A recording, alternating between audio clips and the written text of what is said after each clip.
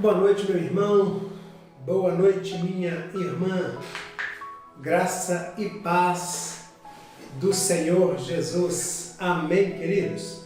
Amados, a nossa reflexão deste tempo proposto pelo nosso Deus encontra-se em Marcos, no capítulo 16. O versículo é o versículo de número 7. Eu quero conversar com os irmãos e com os amigos nesta oportunidade tão boa e tão bacana proposta pelo nosso Deus sobre o tema Efeitos da Graça. E o versículo é o versículo de número 7 e o capítulo é o capítulo de número 16 e o livro é o livro de Marcos, capítulo 16, versículo 7. A nossa história está registrada no versículo 1 até o versículo de número 7. E nós vamos ler somente o versículo de número 7. É o tema da ressurreição de Jesus. Somente o versículo 7, que é o nosso texto central, que é o versículo central da nossa reflexão, diz assim: Agora vão e deem este recado a Pedro e aos outros discípulos. Ele vai adiante de vocês para a Galiléia. Lá vocês vão vê-lo, como ele mesmo disse. Mais uma vez, agora vão e deem este recado a Pedro e aos discípulos. Qual o recado? O recado é este: ele vai adiante de vocês para a Galiléia, lá vocês vão vê-lo como ele mesmo disse, ou seja, como ele mesmo disse a vocês que vocês o veriam na Galiléia, assim vai acontecer. Mas eu quero chamar a atenção da observação feita pelo anjo. Vá e diga aos discípulos e a Pedro. Vá e diga aos discípulos e a Pedro.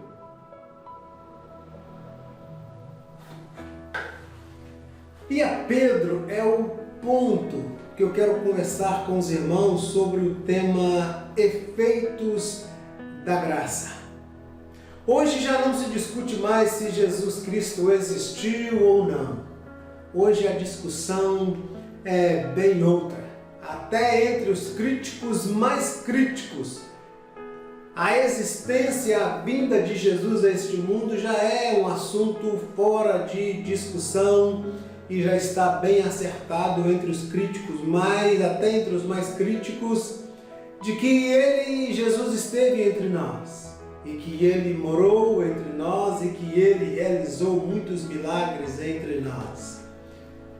O que se discute é que se ele de fato fez o que ele diz que fez, se ele de fato é quem ele diz que é, e se de fato ele fez tudo que a Bíblia relata e diz sobre ele.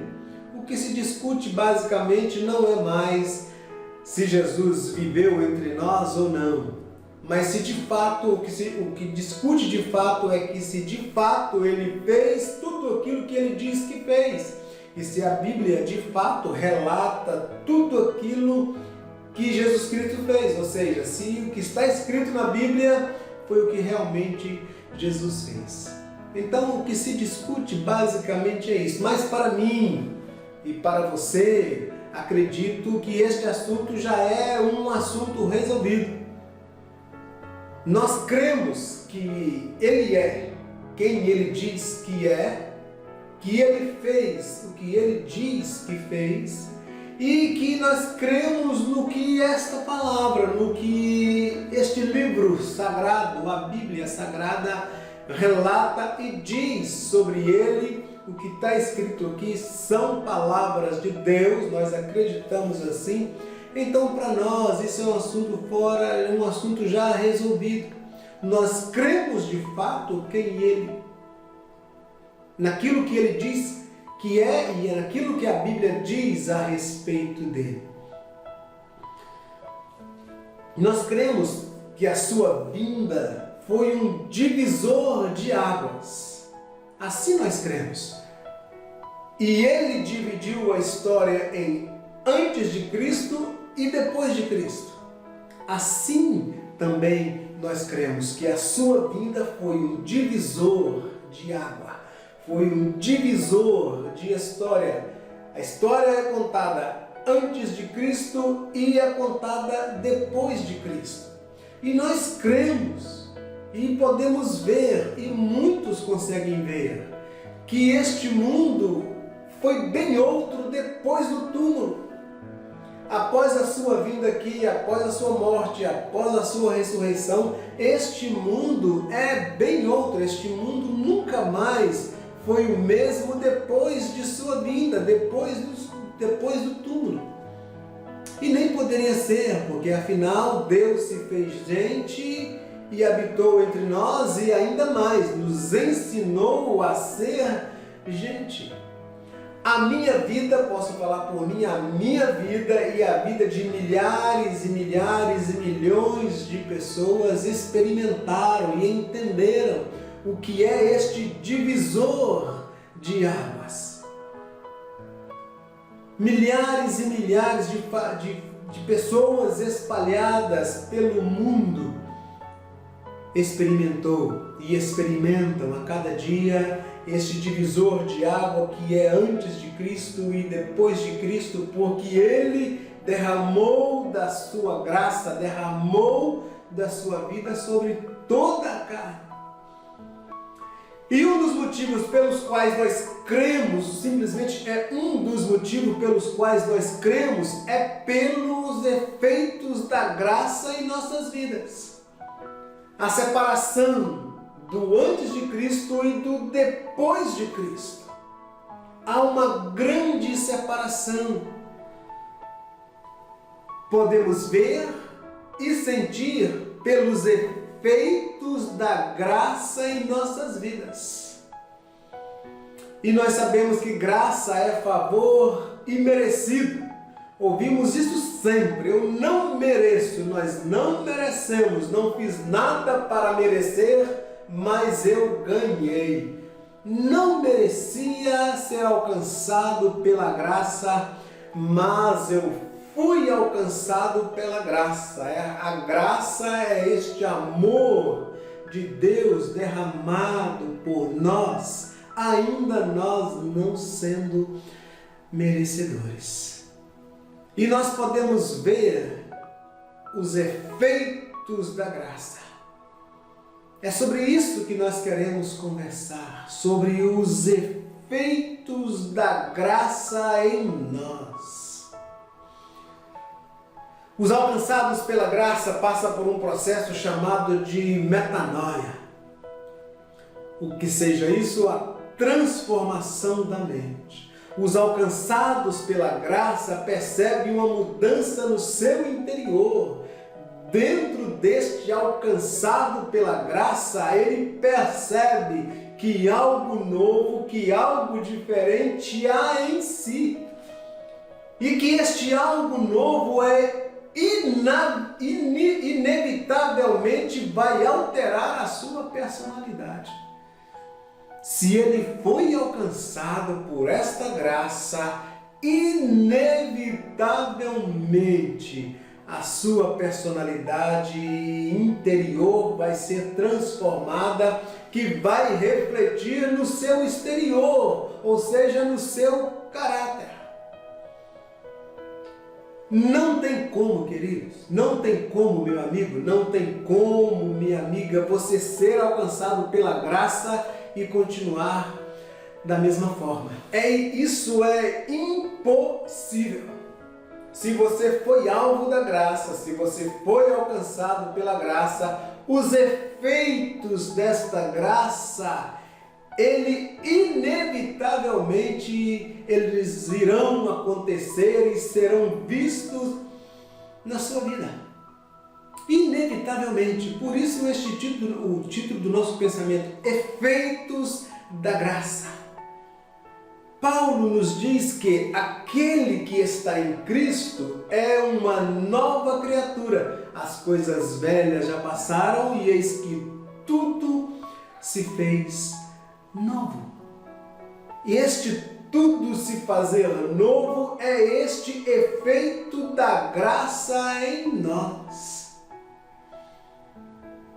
Resumindo, os meus valores e os seus valores, os meus valores e os valores daqueles que foram alcançados pela graça, foram acertados pela graça, foram enxertados pela graça, foram transformados pela graça. Os valores passam a ser bem outros. Aquilo que eu considerava como valor antes de Cristo e antes da graça já não tem mais tanto valor agora depois de Cristo e depois da graça. O além-túmulo de Cristo surte efeito em mim e a minha vida passa e precisa ser outra. Se eu fui alcançado pela graça, é o que o apóstolo Paulo está nos dizendo. Aquele que está em Cristo é uma nova criatura, ou seja, os efeitos da graça precisam interagir na minha vida e surgir na minha vida e transparecer na minha vida e fazer ser visto na minha vida. E ele é bem mais enfático. Por quê? Porque as coisas velhas já passaram e eis que tudo se fez novo. Ou seja, Cristo veio para fazer nova todas as coisas. E é uma música que nós cantamos que a começar em mim quebra coração. A começar em mim esta obra precisa ser vista. E nós queremos conversar e aprender um pouco dessa transformação na vida de um homem cheio de surpresas. O homem que se achava, o homem que se achava o tal, um homem que entre nós hoje ele diria dele mesmo: eu sou o cara. Um homem que queria vencer tudo pela força. Um homem cheio de surpresa, um homem temperamental, um homem que se achava. Este homem chama-se Pedro. E no versículo que nós lemos, a resposta dos anjos ou de Jesus àquelas mulheres foi bem extra: vá e diga a Pedro e aos discípulos que ele irá encontrar com eles lá na Galileia. Avisa a Pedro e aos outros discípulos. Esse e a Pedro é quem nos chama a atenção, por ser Pedro quem ele era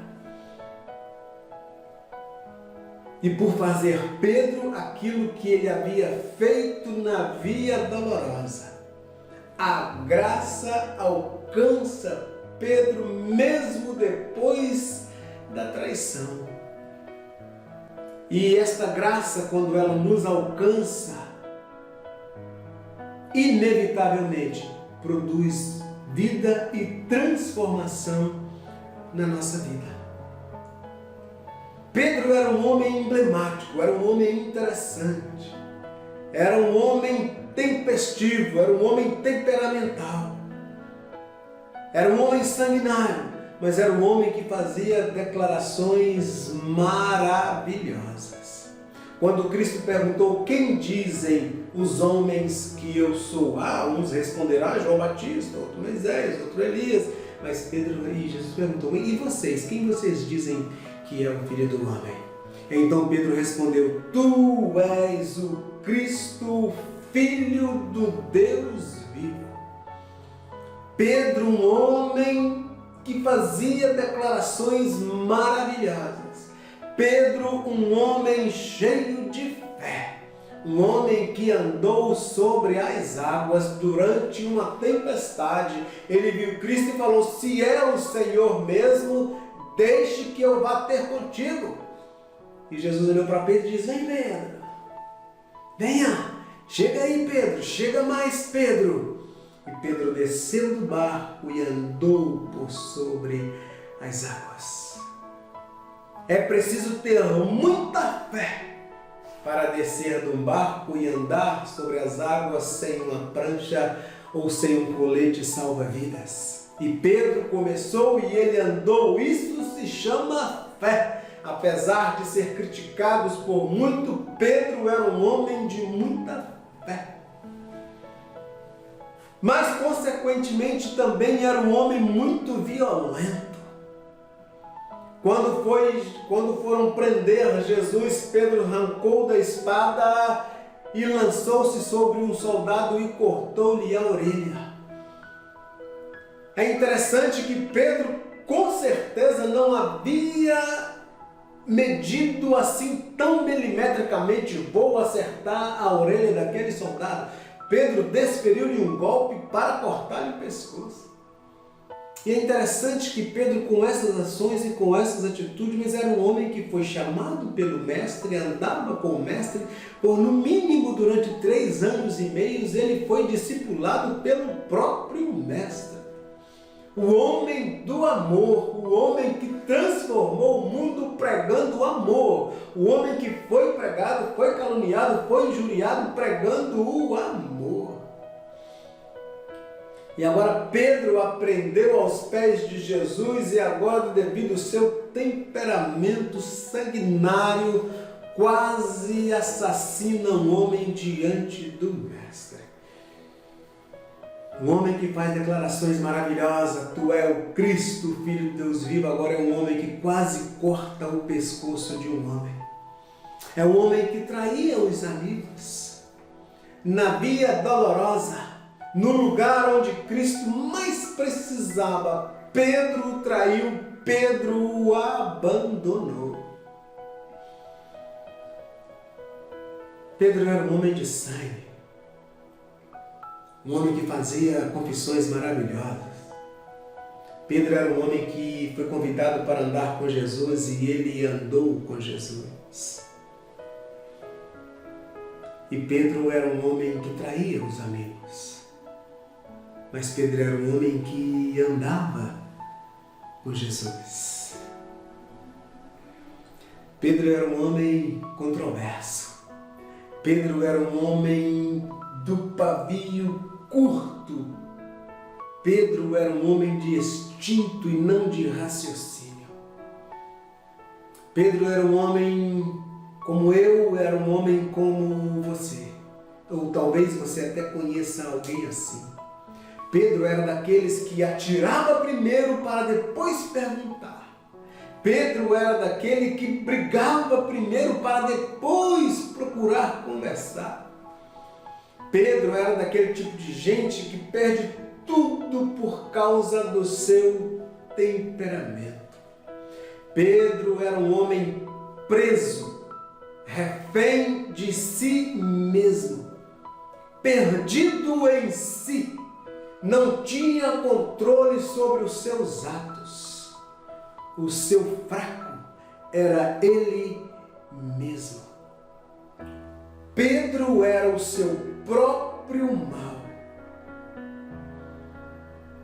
Pedro, podemos dizer que não precisava temer as artimanhas do inimigo como muitos de nós hoje,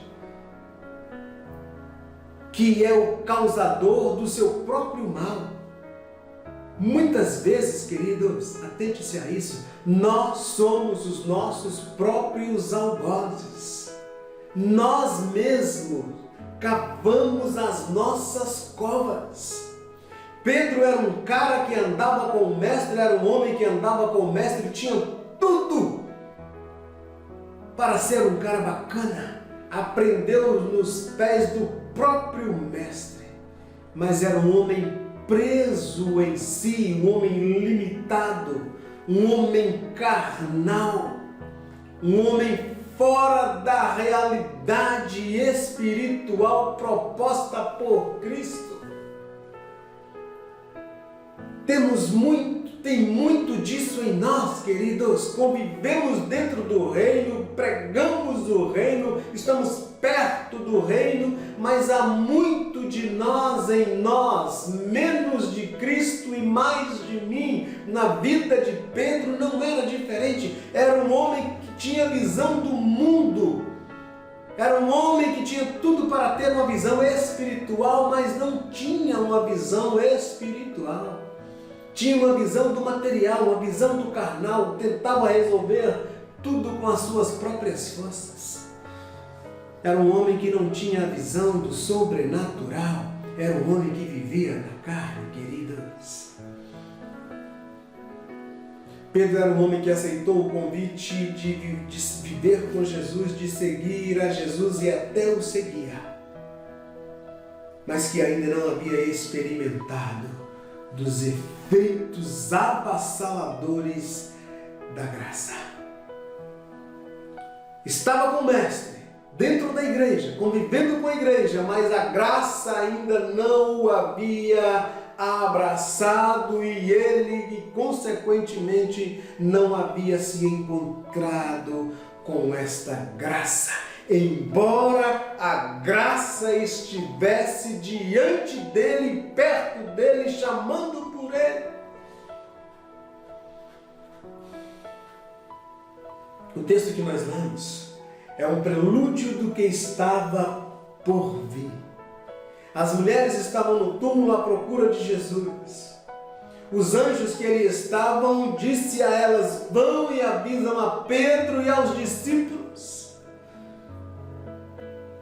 A graça não nos abandona em nenhuma circunstância, em nenhuma hipótese. A graça nos rodeia. Pedro estava destroçado por ter feito o que ele fez, de trair o Mestre, de abandonar o Mestre.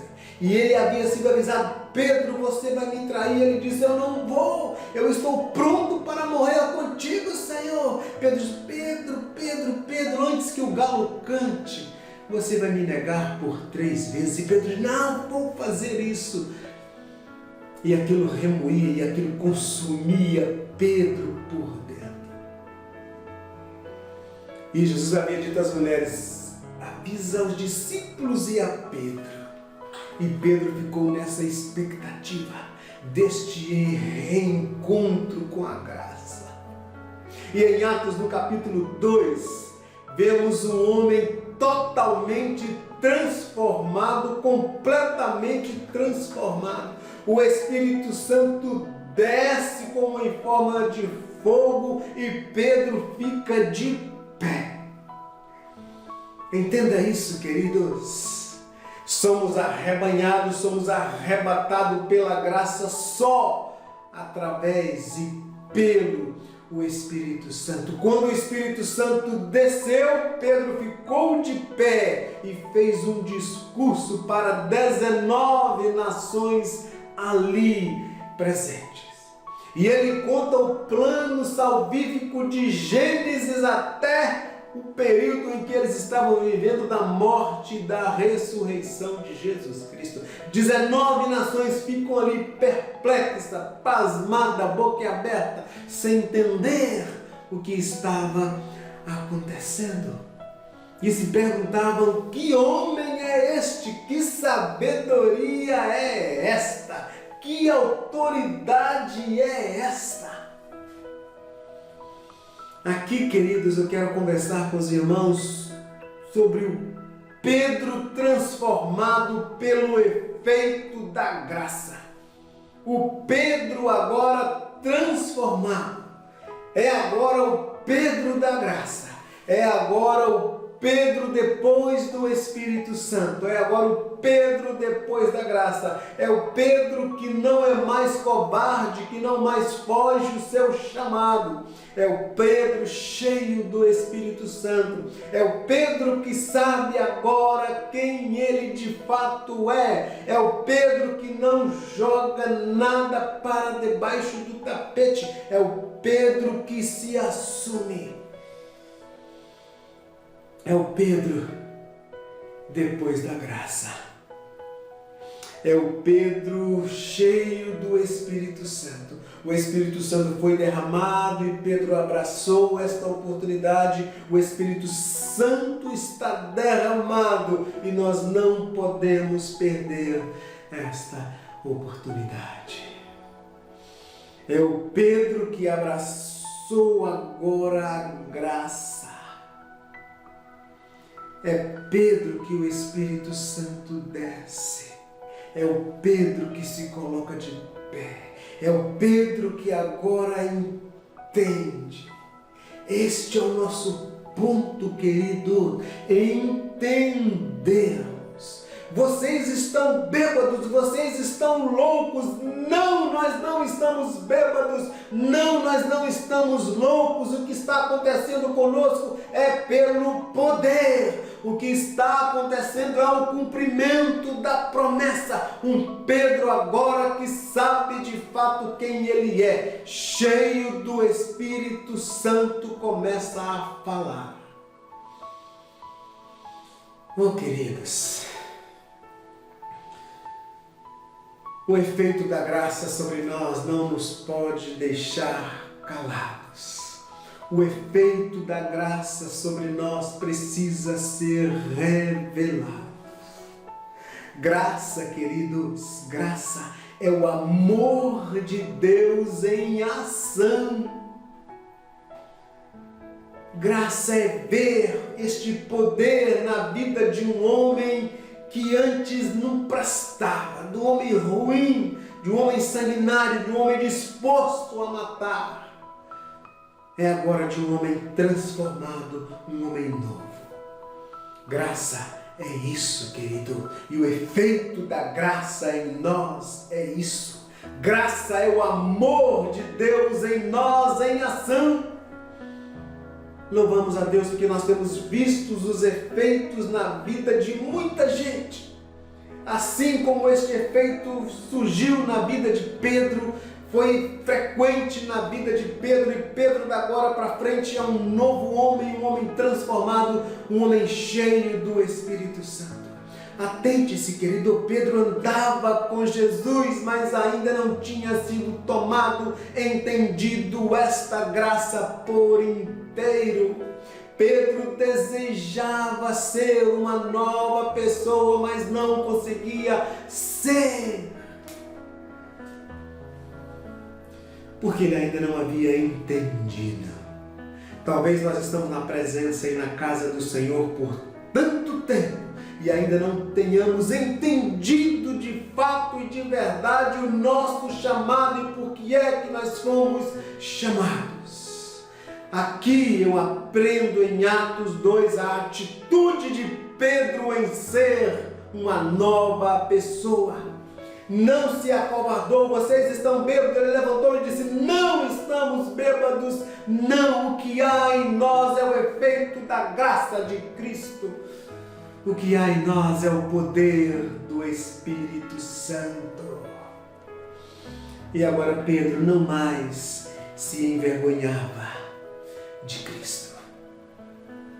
Ele confessava publicamente quem ele de fato era. Graça é o amor de Deus em ação. Atente para isso, minha igreja amada. Graça é o amor de Deus em ação. Pedro se levantou. A graça não se esquece de nós. A graça disse: vá, mulheres, vá, meninas, e avisem a Pedro. Pedro pecou, Pedro vacilou, Pedro errou, mas eu o amo. Queridos, Pedro é o nosso reflexo. Nós pecamos, nós vacilamos, nós caímos, mas ele está dizendo: filho, diga a eles que a graça avisa a eles que não os esquece. A graça não nos abandona. A graça está derramada sobre toda a carne. Façamos como Pedro, faça como Pedro, abrace esta graça, faça com que os efeitos desta graça sejam notórios, seja visto na sua vida. Jesus morreu de braços abertos, queridos, numa cruz, dizendo: eu não abro mão de você. E a forma de nós dizermos: nós também não abrimos mão de Jesus, é transparecendo, deixando transparecer, mostrando os efeitos da graça em nossas vidas, sendo quem de fato nós dizemos ser: eleitos, salvos pela graça. Aqueles que amam estar na casa e a presença do Senhor. Somos seus discípulos e nós vamos viver como tais, como os discípulos amados do Senhor. Jesus não desistiu de Pedro. Ele não desistiu e não desistirá de você. Aceite ser abraçado pela graça. Fique de pé diante da graça como Pedro ficou. Que Deus complete essa palavra aí no seu coração, meu querido. Deus complete esta palavra aí na sua vida. Fique de pé no nome santo de Jesus. Deixe os valores do reino transparecer na sua vida através dos efeitos da graça, que transforma um homem rude e sanguinário como Pedro, como um grande pregador da palavra de Deus. Que Deus transforme a sua vida cada dia mais através da graça salvadora de Jesus Cristo. Amém. Glória a Deus. Amém. Deus te abençoe, meu amado. Deus te abençoe, meu irmão, minha irmã. E até uma próxima oportunidade. No nome santo de Jesus. Amém. E glória a Deus.